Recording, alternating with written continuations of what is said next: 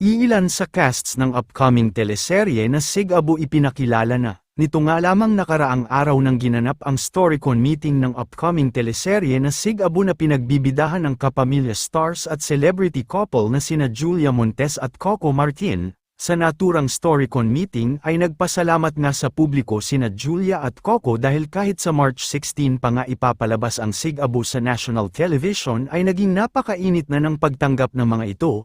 Super excited na din umano sila dahil bukod sa maraming aabangan sa Sig-Abo ay talagang sinigurado din nila na ibinigay nila ang kanilang best para sa storyline nito.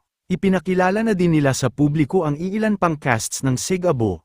Narito naman panuurin natin ang mga kaganapan sa Storycon meeting ng upcoming teleserye nila.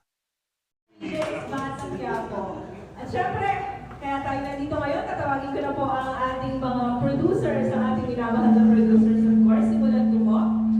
The prime actress ng pagbabalik, Miss Julia Montes, at ang ating partner, ang ating CEO, Mr. Coco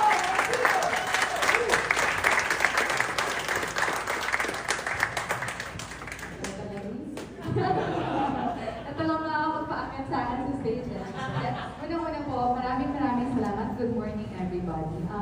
Ang masasabi ko lang po, thank you for saying yes to this project. I think, coming from a personal opinion, ito ang pinaka-masarap at masayang yes na magagawa natin sa ating mga buhay.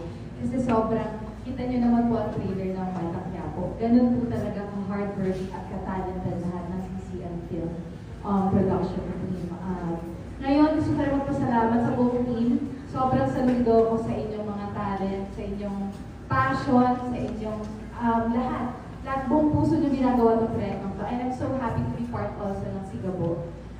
Gaya nga po na sinabi namin kanina, special po ang Sig-Abo dahil kung nakikita po natin, Coco Martin Sig-Abo. Napaka-special to dahil lang ito sinasabi kay Ko. Ang talent ko sa paggawa ng kwento, sana kanya naman. Matawag na kanya na yung storya niya, paangkin niya na bilang kanya. So ngayon, I'm very proud of you. Congratulations!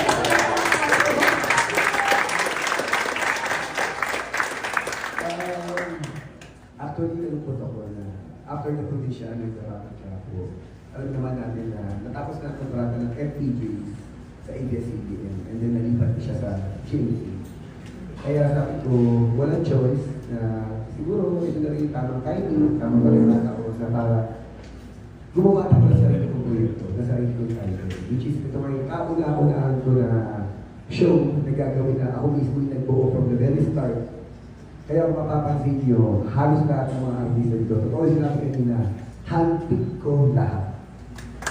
Ako yung dito para kita. Bakit?